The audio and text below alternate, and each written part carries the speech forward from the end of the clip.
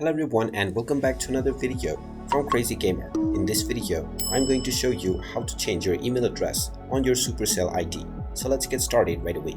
First of all, open up any game within which you have connected your Supercell ID, and once you open up your game, you can simply navigate to the Supercell menu. From the menu page, if you don't find this button, then you can also look within the settings. Once you find the Supercell ID button and tap on it, you will be taken into your profile if you have already logged in.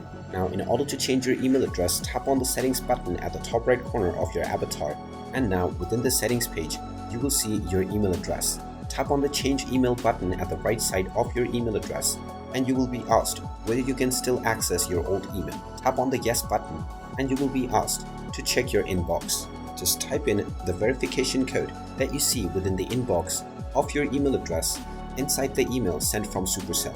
Once you enter this code, tap on the submit button and you will be asked to enter your desired new email address.